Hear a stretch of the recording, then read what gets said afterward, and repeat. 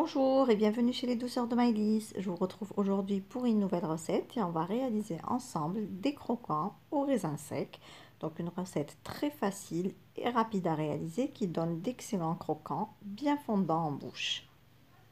Donc là on va commencer tout de suite par casser les œufs. Donc on aura besoin de 2 œufs. Donc ici j'ai cassé 2 œufs. Je vais ajouter un sachet de sucre vanillé. Vous pouvez également aromatiser votre pâte avec des zestes de citron. Et on va ajouter 150 g de sucre glace. Donc là, il est important de mettre du sucre glace à la place du sucre cristallisé pour avoir un gâteau bien fondant. Alors, on va travailler le tout juste avec les mains. Donc, on va bien travailler les œufs avec le sucre jusqu'à ce que le sucre fonde.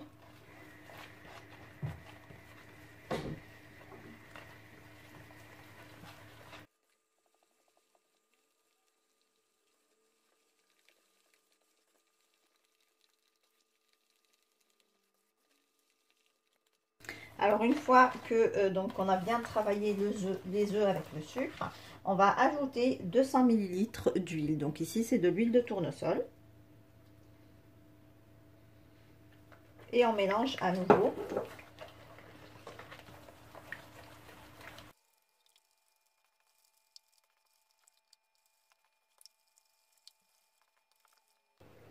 Alors ici on va ajouter une petite quantité de raisin sec.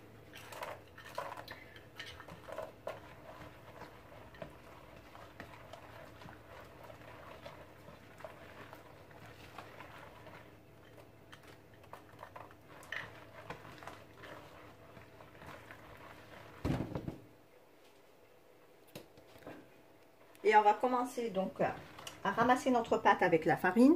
Donc pour la farine, vous aurez besoin d'une quantité, alors entre 400 et 500 g de farine. Par contre, il faudra l'ajouter donc progressivement, puisque toutes les farines en fait n'ont pas forcément la même qualité. Donc il y en a qui absorbent plus vite que d'autres. Donc je vous conseille toujours d'ajouter votre farine petit à petit, jusqu'à obtention d'une pâte qui se tient bien et qui reste quand même assez maniable. Donc ici j'ai une quantité de farine, moi j'ai un petit peu mesuré 500 g. J'ai ajouté une cuillère à café de levure chimique et on va venir donc ajouter progressivement notre farine jusqu'à ramasser complètement notre pâte.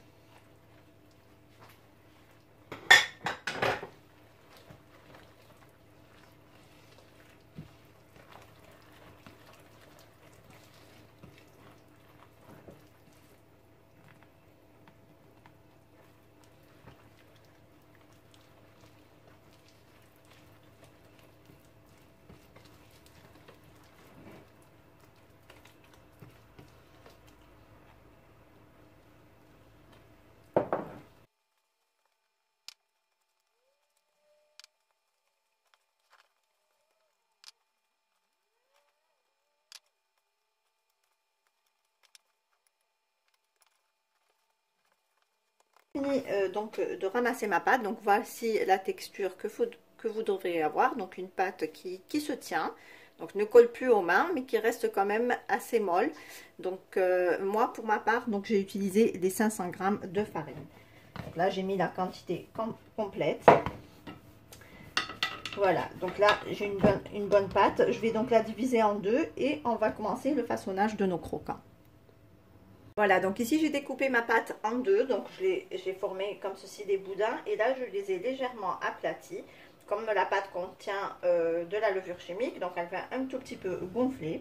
Donc là je les ai aplatis de cette façon et on va les déposer donc sur notre plaque du four recouverte de papier sulfurisé.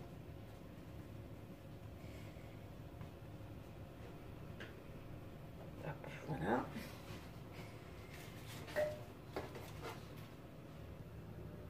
Voilà, donc là j'ai fini d'aplatir mes boudins de pâte. Donc je les ai placés sur ma plaque du four. Et là avec un petit peu de jaune d'œuf mélangé avec un tout petit peu de lait, on va venir donc dorer toute la surface du gâteau.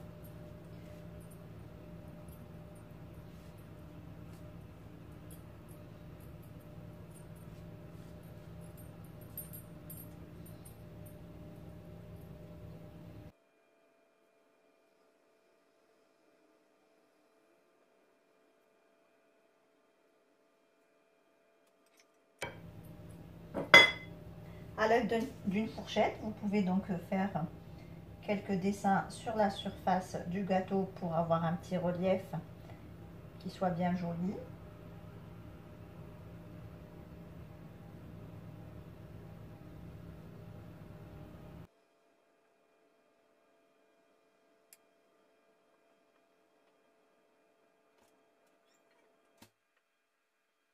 Voilà, donc vous pouvez les enfourner comme ça. Moi, je vais rajouter quelques amandes effilées sur le dessus.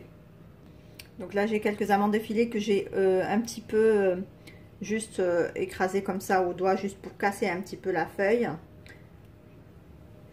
Et je vais venir un petit peu en mettre un peu partout sur la surface de mon gâteau.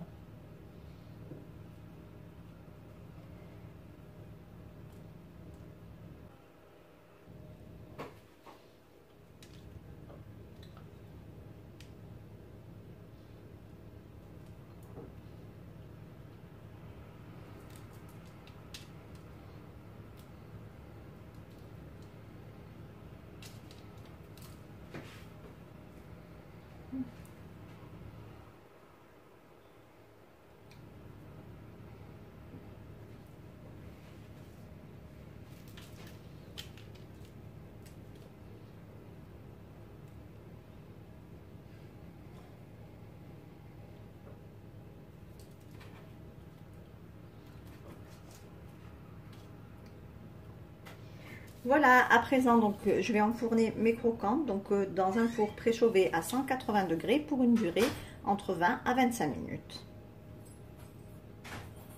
Et voici donc mes gâteaux après cuisson. Donc comme vous pouvez le voir, ils ont pris une jolie couleur bien dorée. Donc là, on va venir les découper et ensuite faire cuire donc les croquants des deux côtés pour avoir une jolie couleur dorée même de l'intérieur. Alors ici, on va venir découper donc nos croquants. Donc il vaut mieux utiliser en fait un couteau à dents pour avoir une belle coupe. Et voilà, en fait, une fois qu'on les coupe, donc voilà ce qu'on obtient. Donc moi, je les coupe pas trop gros parce que je les aime pas gros. Voilà, donc je les coupe à cette largeur. Et je vais les remettre donc sur ma plaque du four pour faire justement cuire donc le croquant des deux côtés.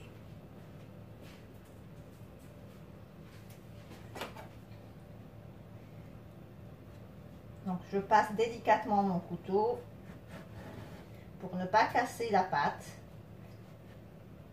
Comme elle est quand même assez fondante, donc il faut éviter qu'elle s'effrite.